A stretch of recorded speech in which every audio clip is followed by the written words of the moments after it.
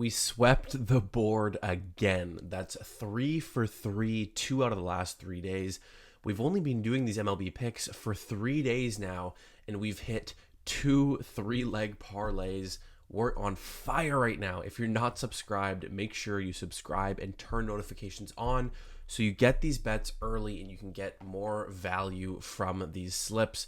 We're putting in tons of research behind these every morning, and that's why they're cashing. That's why they're so profitable. So make sure you like the video, and let's get into today's best MLB picks. Let's go. First play is Brady Singer over 1.5 walks. And as I pressed record on this, a bunch of these books got removed. So DraftKings, Caesars, all of them removed the lines basically here. And so just keep an eye out for it. By the time this video is up, I'm sure the lines will be back up. But we're taking the over 1.5 for a couple reasons. Number one, Brady's last 8 games. So in May and June, he's 7 of 8 going over this total. The only game was against the Rockies here. And his last time he faced the Tigers, he had 4 walks.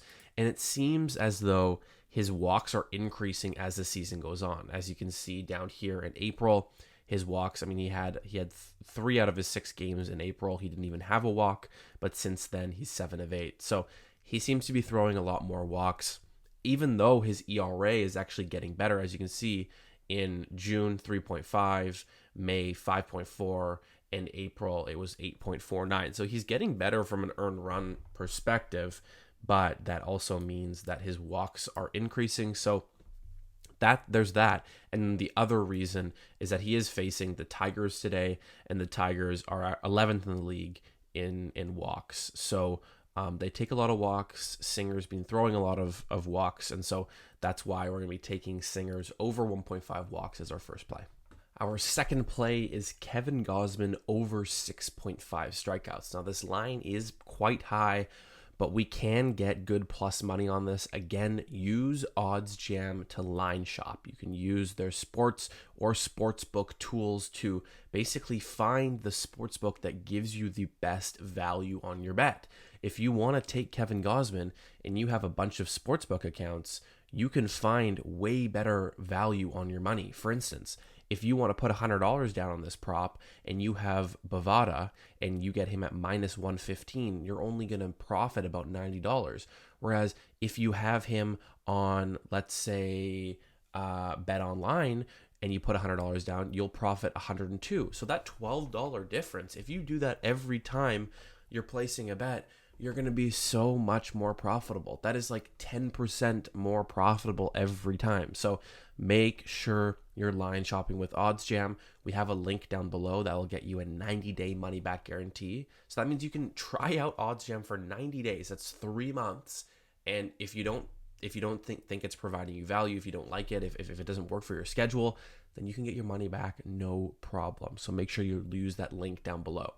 Gausman over 6.5. Honestly, main reason for me, if we look at him on the season, it's pretty clear he covers this strikeout number at a pretty good clip, 67% of the time on the season, which is implied odds of minus 205.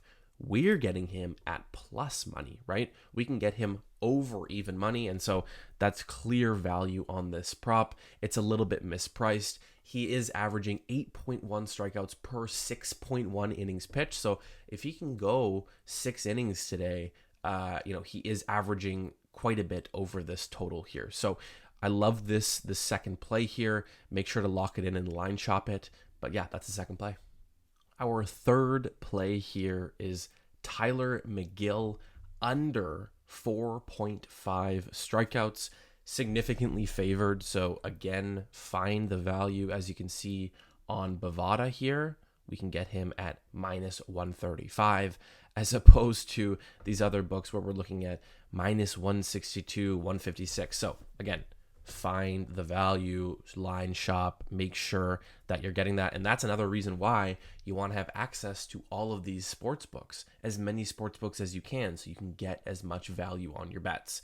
Anyways, I've said this before, I'll stop. McGill under 4.5, a couple of reasons why. Number one, he's covered this at a 71% clip in 2023, 80% out of his last 20 games. Recently, his last 5, he has actually only covered at 40%, but I think it's time for him to bounce back. And if we look at his away stats, he's 5 of 7 for going under. So those are all pointing towards it. And the kicker, the Houston Astros, who he is facing, are 7th in the league with the least amount of strikeouts. So they average 8 per game, but that is 7th least in the league. So they don't strike out very much. McGill doesn't throw very many strikeouts. Everything is pointing towards him going under this 4.5. So lock it in as the third play. The fourth and final play today, Rich Hill over 1.5 walks. Now, the line's showing on OddsJam right now. It's just showing on Betway. So this is because it's early in the morning and a lot of these sportsbooks haven't updated their lines. So by the time this video is out and you guys are placing this, I'm sure this has changed. So make sure you take a look on OddsJam to see where you're getting the best value. But for right now, it's actually just showing Betway. But it's pretty significantly favored. So we're going to lay that juice. And the reason why is Rich Hill this season, 79% hit rate going over or going 2 or more walks. As you can see on the season, it's pretty consistent. He is averaging 2.1 walks per game. And the kicker, the Chicago Cubs, who he's facing, averages the 3rd most walks per game. They have a great eye. They're very patient at the plate. And so that those two combinations just leads to everything going over the 1.5 walks for Rich Hill as our fourth and final play. So that's it. Hopefully you guys enjoyed the video. There are the 4 picks. Make sure you tail it because we've been certainly profitable the last 3 videos. And, parlay it, straight bet it, whatever you feel is best for you.